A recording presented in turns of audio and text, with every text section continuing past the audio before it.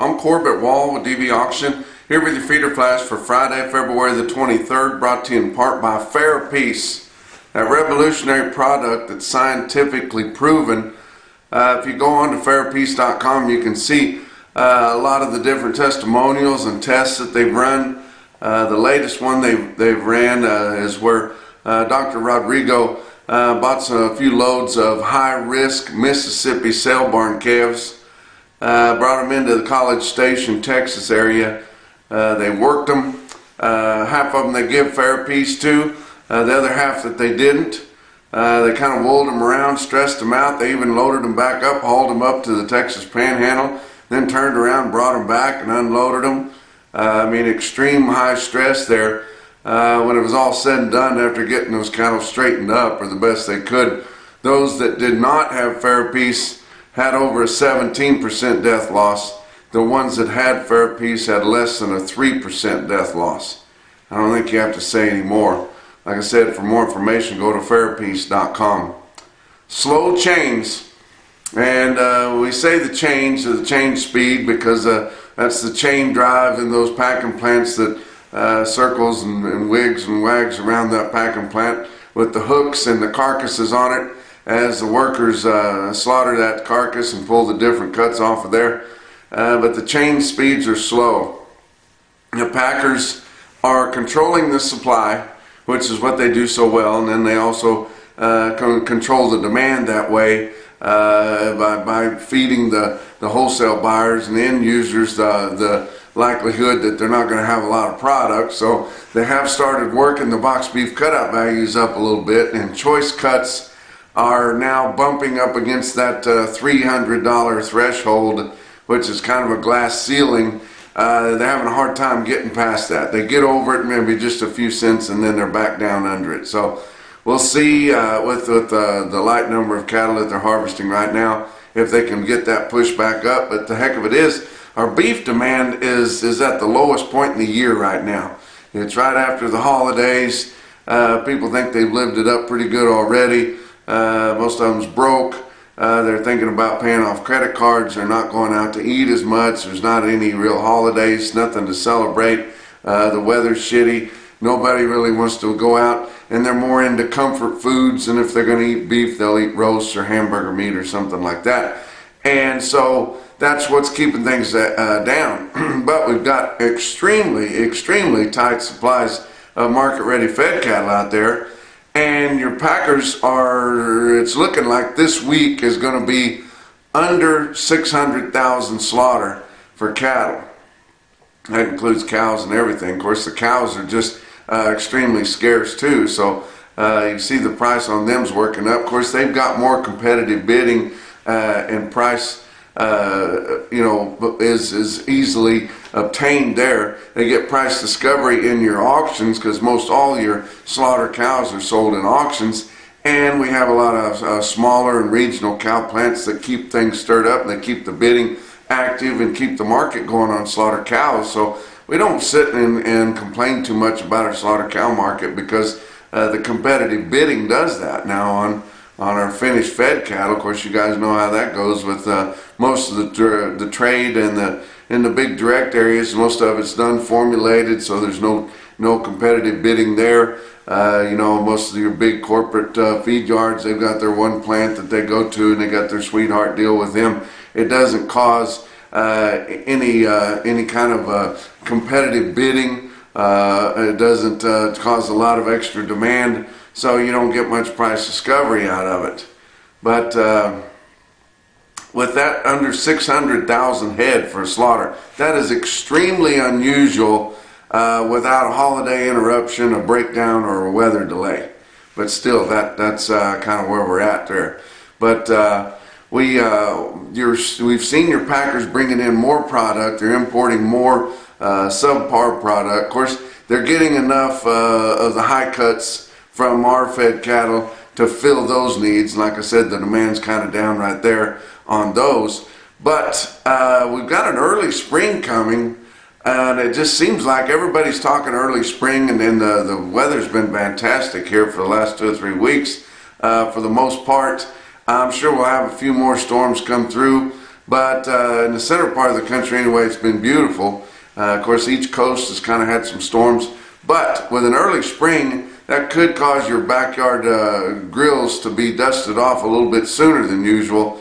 And people getting out there doing that, of course, they don't mind spending a little more to get a nice cut of meat to put on their grill whenever they're doing that. You've seen our packers bringing in product, subpar product for grinding and things like that. Hopefully, within a very short time, we are going to prevent, through the government, we're going to prevent more imports from Paraguay of beef.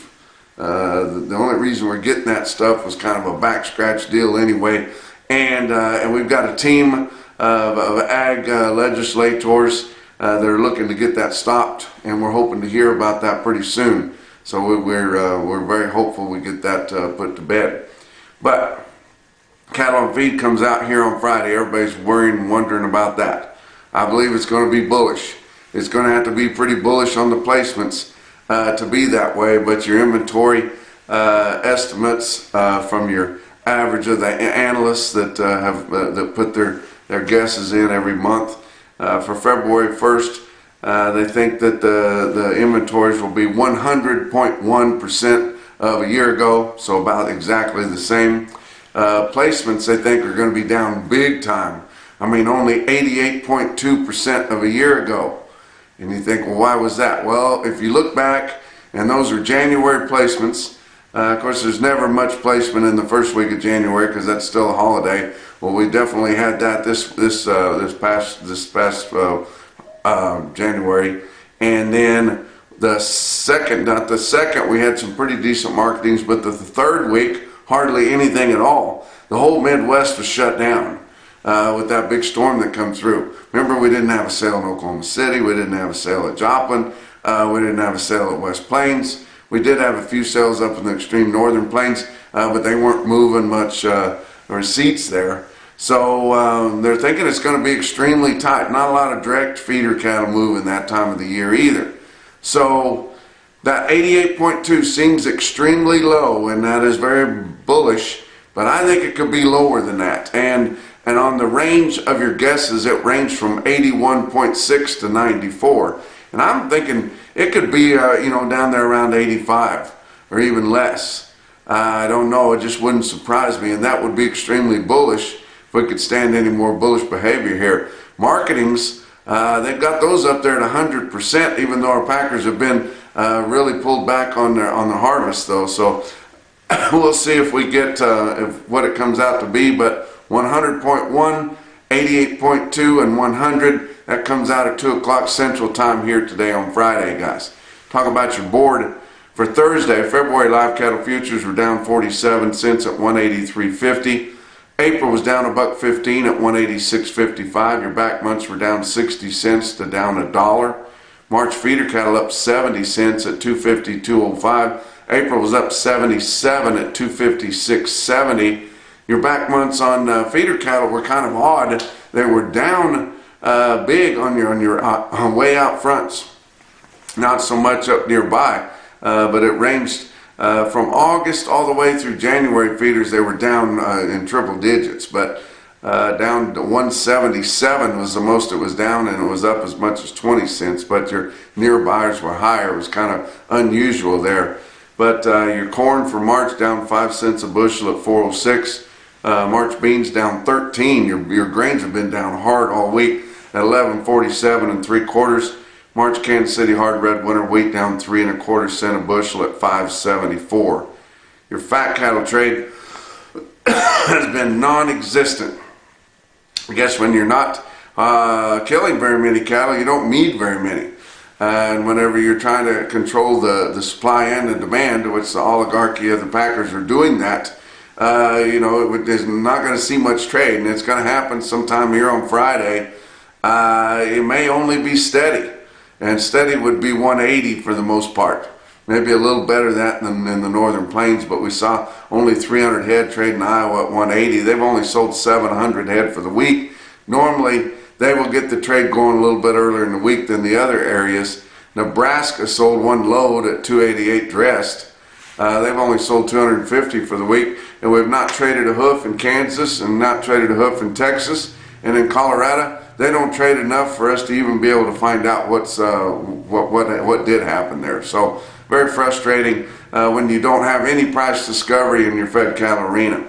Box beef cutout values were higher, and I mentioned earlier bumping that glass ceiling there on choice cuts up 199 at 299.79.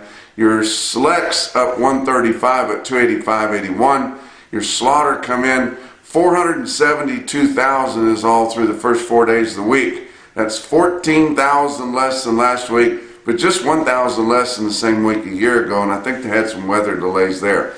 Actual slaughter information come in 2 weeks behind for the week ending February the 10th, with your average dressed steer carcass weight at 912 pounds. So hasn't grown back any from falling off big time whenever the cold spell hit there. But talk about what else is going on. Livestock Risk Services are your LRP specialists, headed up with Dakota Moss there, and he offices there at the Oklahoma National Stockyards Exchange Building, working very closely with National Livestock now. So it might be a good outfit to get in touch with there and find out about the LRPs. Maybe able to hook you up with somebody to give you some financing for your cattle to turn out. But get a hold of them at livestockriskservices.com. How about your feeder cattle market? Your real-time index on DVAuction late in the day on Thursday sitting at 245.45, up another 32 cents. Been up pretty much all week, guys. Your latest CME cash feeder cattle index 244.49. If you guys are bored this weekend and you're not quite ready for a bull, you want to get on and check out. We got a ton of bull sales on DVAuction this weekend. Every kind, every color, every one you can think of. And then we're also selling alpacas. I'm going out to Arizona to broadcast an alpaca sale out there, which I've done for the last 2 or 3 years.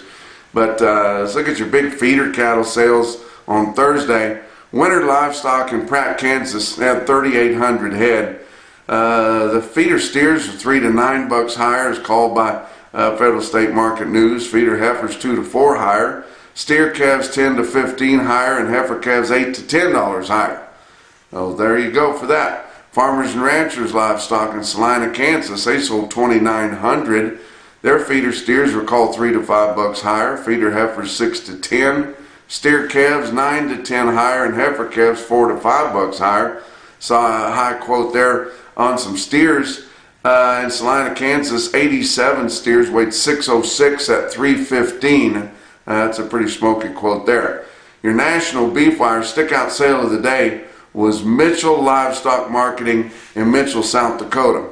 They had 5,800 head. The market was higher throughout, and they've been selling higher pretty much every week. Of course, remember last week was their Hereford influence sale that was so higher. This week, back to a regular type run, which would be mostly black, but the quotes were even higher than that. I mean, the market just keeps getting better all the time. But look at this automated market report through Cattle Market Central. Look at your best tested weights where on the feeder end, be big calves and short yearlings. About 500 head of 6-weight steers average 645 at 289.95, be roughly $6 higher. 630 head of 7-weight steers average 754 with a weighted average price of 260.13, couple bucks higher. 926 head of 8-weight steers averaged 854 at 240.5, about $3 higher. And 575 head of 9-weight steers averaged 937 with a weighted average price of $227.96, and that's about $12 higher than last week's weighted average on 9-weight steers. Heifers, 471 head of 6-weight heifers, averaged 649 at 248.07. 624 head of 7-weights, averaged 749 at 235.86, about $10 higher. And 449 head of 8-weight heifers averaged 842 pounds at 220.70, about $7 higher than last week. Give you a few individual quotes from all around. How about Woodward Livestock in Woodward, Oklahoma? They sell 76 steer calves, weigh 558 at 328, Western Oklahoma. How about Bluegrass Stockyards South in Stanford, Kentucky. They can't always compete this time of year selling feeder cattle. It's more whenever people are buying shorter haired cattle to feed in the summertime. But some of these will be working towards there, but they've got a lot of winter to go yet. But they're starting to come on. 77 steers in Stanford, Kentucky, weighed 771 at $256.40. Big time price out east, guys. But the highest quote that I saw anywhere, and it was on some replacement heifers, was Appanoose County Livestock in Centerville, Iowa. They sell a load of 811-pound replacement heifers. Be O'Neill Angus sire there on those heifers. They weighed 811 and bring 245. That's your feeder flash for Friday.